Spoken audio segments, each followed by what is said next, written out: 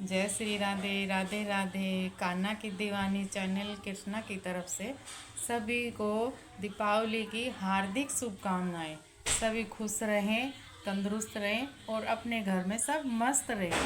आज सभी को मैं आपको कार्तिक मातम का 14वां अध्याय के बारे में बताऊंगी। साथ साथ मैं आपको दीपावली की लक्ष्मी गणेश जी की कथा भी सुनाऊंगी। और मेरी वीडियो पसंद आए तो कृपया लाइक और सब्सक्राइब करें और कमेंट्स में लिखें राधे राधे। जय जय श्री राधे। जय श्री राधे। मैं लक्ष्मी गणेश जी की कथा सुना रही हूँ आपको। इसकी विधि है, एक थाल में या भूमि पर शुद्ध करके 9 ग्रह बनाएं। रुपया, सोना, चांदी, लक्ष्मी जी, श्री गणेश जी व सरस्वती जी और महेश जी आदि देवी देवताओं को स्थान दें। यदि कोई धातु की मूर्ति हो तो उसको साक्षात रूप मानकर पहले दूध दही से, फिर गंगा जल से स्नान कराएं। वस्त्र साफ करके स्थान दें और स्नान करा के दूध दही गंगा जल या चीनी पत्ता से डालकर पूजन के बाद उनको चरणामृत दें और घी का दीपक जलाकर पूजन आरंभ करें। मैं आपको अब लक्ष्मी और गणेश जी की कथा सुनाती हूँ। प्राचीन समय में एक नगर में एक साहूकार था। उसकी एक लड़की थी। वह नित्य पीपल देवता की पूजा करती थी। उसने देखा कि श्री लक्ष्मी जी उसी पीपल से निकलती है। एक दिन लक्ष्मी जी उस साहूकार की लड़की से बोली कि मैं तुझ पर बहुत प्रसन्न हूँ, इसलिए तू मेरी सहेली बनना स्वीकार कर ले। लड़की बोली, क्षमा कीजिए, मैं अपने माता पिता से पूछ कर बताऊंगी। इसके बाद वह अपने माता पिता की आज्ञा पाकर श्री लक्ष्मी जी की सहेली तो बन गई, लेकिन श्री माँ लक्ष्मी उसे बड़ा प्रेम करती थी। एक दिन माँ लक्ष्मी जी ने उस लड़की को भोजन जीवने का निमंत्रण दिया। जब लड़की भोजन पाने गई तो लक्ष्मी जी ने उसे सोने चांदी के बर्तनों में खाना खिलाया और सोने की चौकी पर उसे बिठाया और बहुमूल्य दिव्य दुशाले उड़ाए और आभूषण दिए। फिर तो लक्ष्मी जी ने कहा कि मैं भी कल तुम्हारे यहाँ जीवने को आऊँगी। लड़की ने स्वीकार कर लिया और अपने माता पिता से सब हाल कहकर सुनाया। तो उसके माता पिता बहुत प्रसन्न हुए, परंतु लड़की उदास होकर बैठ गई। उसके माता पिता ने उसका कारण पूछा तो उसने बताया कि लक्ष्मी जी वैभव बड़ा बड़ा है और मैं उनसे कैसे संतुष्ट कर पाऊंगी। उसके पिता ने कहा कि बेटी, गोबर से पृथ्वी को लीप कर जैसा भी बन पाए उन्हें रूखा सूखा श्रद्धा और प्रेम से खिला देना। यह बात पिता के कहने पर भी वह नहीं मान पाई। फिर भी साहस कर एक चील मंडराते हुए आई और किसी रानी का 9 लखा हार वहीं डाल गई। यह देख करके साहूकार की लड़की बहुत प्रसन्न हो गई और उसने उस हार को थाली में रख के बहुत बढ़िया दुशाला ढक कर रख दिया। तब तक श्री गणेश और माँ लक्ष्मी जी भी वहाँ आ गए। लक्ष्मी ने उन्हें सोने की चौकी पर बैठने को कहा। इस पर श्री माँ लक्ष्मी जी ने कहा, इस पर तो राजा रानी बैठते हैं, हम कैसे बैठे। बहुत आग्रह करने पर माँ लक्ष्मी जी और गणेश जी ने बड़े प्रेम से भोजन किया और लक्ष्मी जी और गणेश जी के पदार्पण करते ही साहूकार का घर सुख संपत्तियों से भर गया।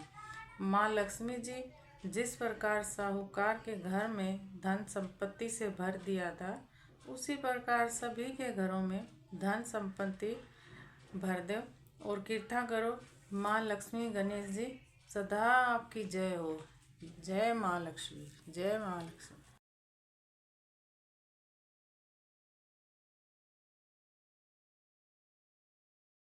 राधे राधे। जय श्री राधे।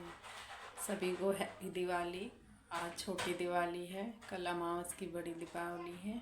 सभी को हार्दिक शुभकामनाएं दीपावली की। और मैं आज आपको कार्तिक मातम का 13वां अध्याय सुनाऊंगी। मेरी वीडियो आपको पसंद आए तो कमेंट्स बॉक्स में राधे राधे लिखना। जय श्री राधे। कार्तिक मातम में 13वें अध्याय का मातम। दैत्य के शरीर तीक्ष्ण प्रहारों से व्याकुल देवता इधर उधर भागने लगे। तब इंद्र आदि को इस प्रकार भयभीत देखकर गरुड़ पर चढ़े भगवान युद्ध में आगे बढ़े। उन्हें अपना सारंग नामक धनुष उठाकर बड़े जोर से टकार किया। त्रिलोक गूंज उठा। पल मात्र में ही भगवान विष्णु ने हजारों दैत्यों के सिर काट गिराए। यह देखकर जलंधर के क्रोध की सीमा न रही। फिर तो भगवान विष्णु और जलंधर का महान संग्राम हुआ। बाणों से आकाश भर गया। लोग आश्चर्य करने लगे। भगवान विष्णु ने अपने बाण के वेग से उस दैत्य की ध्वजा, क्षेत्र और धनुष बाण काट डाले और एक बाण से उनकी छाती पर प्रहार किया। इससे वैसे हो उसने अपनी प्रचंड गदा गरुड़ के मस्तक पर दे मारी। गरुड़ पृथ्वी पर गिर पड़ा। साथ ही क्रोध से उस दैत्य ने अपने होठ काटे और भगवान विष्णु की छाती में भी तीक्ष्ण बाण लगा। इसके उत्तर में भगवान विष्णु ने उनकी गदा काट दी और अपने सारंग धनुष पर बाण चढ़ाकर उनको बींधना आरंभ किया। जलंधर भी उन पर अपने पैने बाण बरसाने लगा। उस समय जलंधर ने भगवान को कई पैने बाण मारकर वैष्णव धनुष को काट दिया। धनुष कट जाने पर भगवान ने गदा प्रहार कर लिया और शीघ्र ही जलंधर को खींचकर मारी, परंतु उस अनवनित आयु गदा की मार से वह चलायमान न हुआ।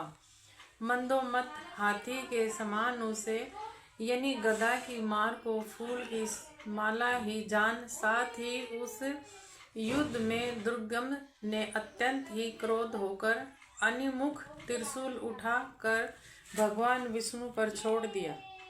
भगवान ने शिवजी के चरणों को स्मरण कर आनंद नामक त्रिशूल से उनके त्रिशूल को छेद दिया। जलंधर ने झटपट भगवान की छाती में एक मुष्टिका मारा। उनके उत्तर में भगवान विष्णु ने भी उनकी छाती पर अपनी मुष्टिका का प्रहार किया। दोनों घुटने टेक कर बाहों और मुष्टिकों से महायुद्ध करने लगे। कितनी ही देर तक भगवान उनके साथ युद्ध करते रहे। जब वह कुछ शर्मित सा हो गया तब सर्वश्रेष्ठ मायावी से भगवान उस दैत्य से मेदवाणी में बोले, हे रघुमुद दैत्य श्रेष्ठ, धन्य है जो इस महायुद्ध में इतने बड़े बड़े आयुधों से भी भयभीत न हुआ। तेरे इस युद्ध से मैं बड़ा खुश हूँ। तू जो चाहे वर मांग, मैं अद्वैत वस्तु भी आज तुझे दे दूंगा। मायावी भगवान विष्णु की ऐसी वाणी सुनकर जलंधर ने कहा, हे भावुक, यदि आप मुझ पर खुश हैं तो यह वर दीजिए कि आप मेरी बहन के साथ तथा अपने सारे कुटुंबियों सहित मेरे घर पर निवास करें। नारद जी कहते हैं, उसके ऐसे वचन सुनकर भगवान को खेद तो हुआ, किंतु उसी क्षण देवेश ने तथास्तु कह दिया। अब भगवान विष्णु सब देवताओं के साथ जलंधरपुर में जाकर निवास करने लगे। जलंधर अपनी बहन लक्ष्मी और देवताओं सहित भगवान को वहां पाकर बड़े प्रसन्न हुए। फिर तो देवताओं के पास जो रत्न आदि थे उनके स्तूपों पर दैत्यों को स्थापित करके जलंधर पृथ्वी पर आया। निशुंभ को पाताल में स्थापित कर दिया और देव दानव यक्ष गंधर्व सर्प राक्षस मनुष्य आदि सबको अपना वासवर्ती बनाकर त्रिभुवन पर शासन करने लगा। उसने धर्म अनुसार सुपुत्रों के समान प्रजा का पालन किया। उनके धर्म राज्य में सब सुखी थे। जय श्री राधे। राधे राधे। अब मैं आपको इतवार की कथा सुनाऊंगी। जय श्री राधे। कार्तिक महात्म का 13वां अध्याय तो पूरा हो गया। इसके साथ साथ मैं आपको इतवार की कथा भी सुनाती हूँ।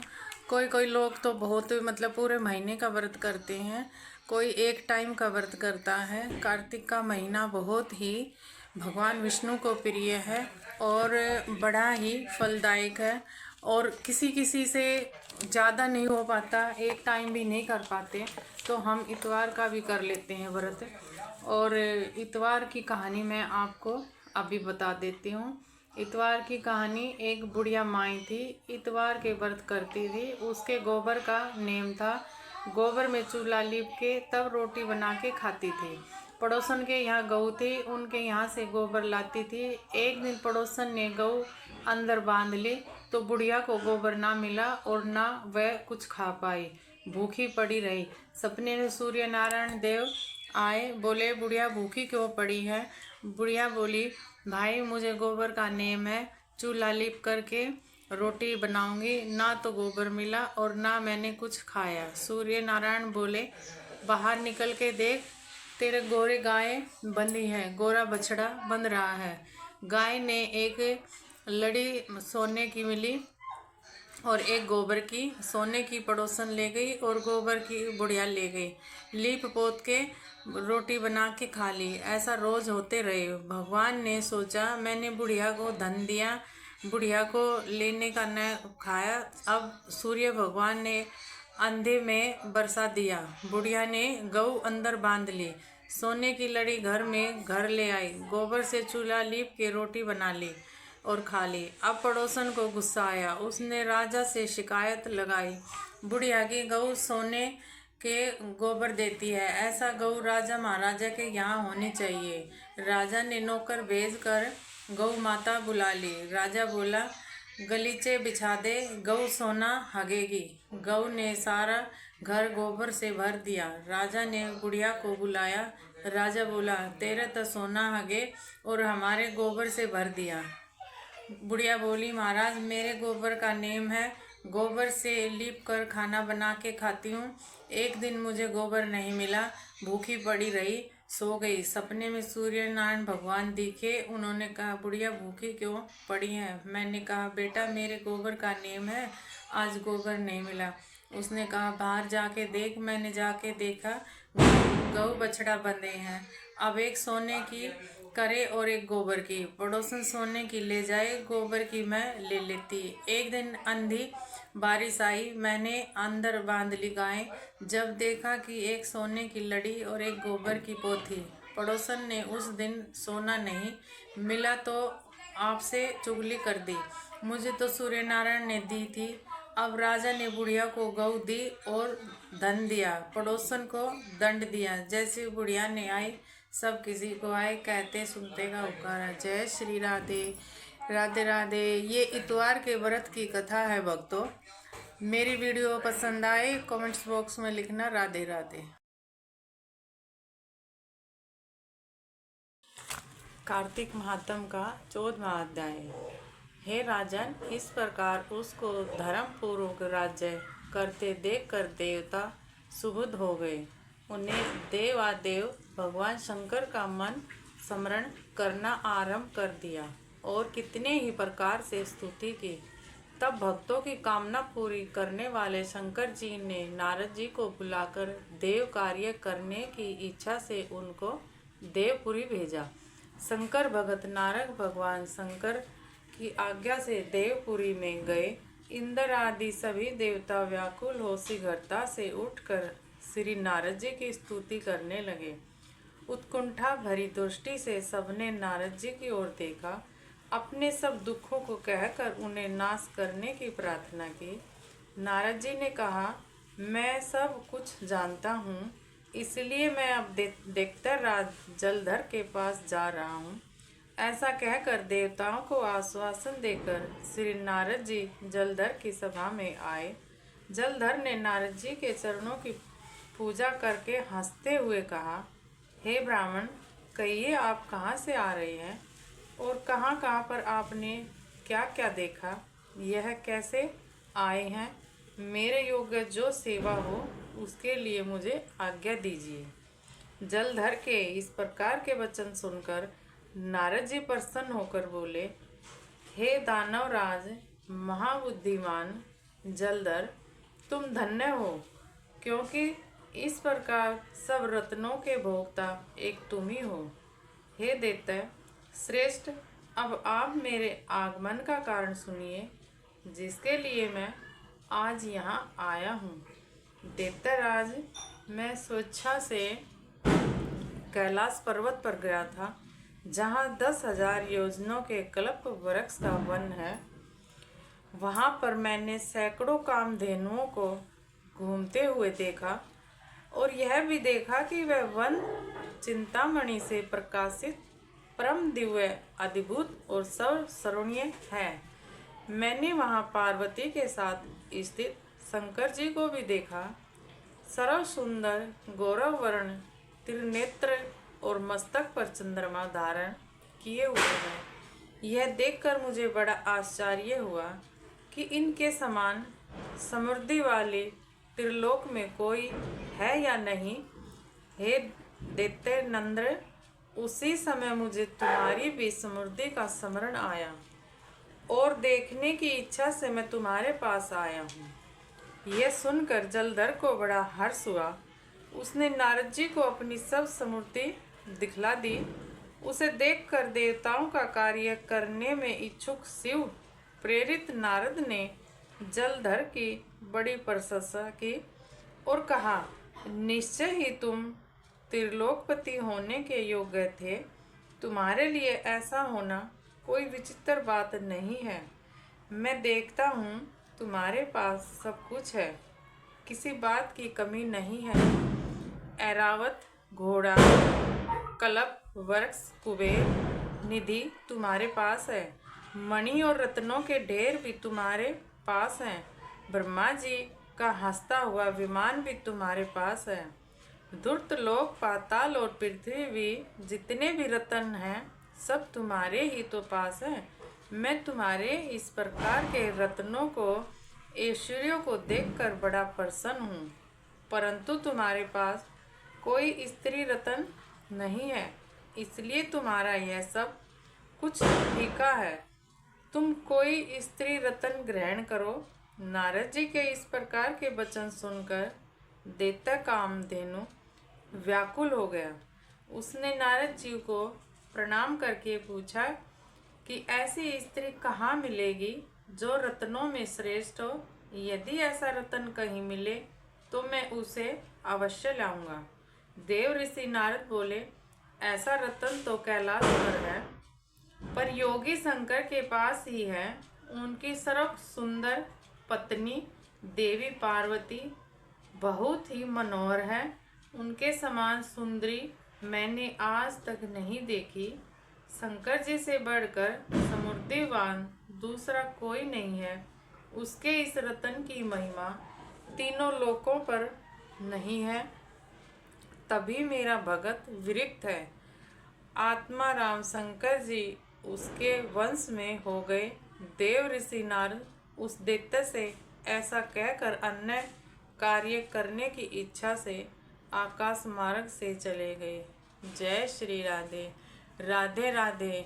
आज मैं आपको सोमवार की कथा भी सुनाऊंगी। जय श्री राधे। आज सोमवार है और मैं आपको आज सोमवार की कथा सुना रही हूँ। महादेव जी कैलाश पर्वत पर जा रहे थे।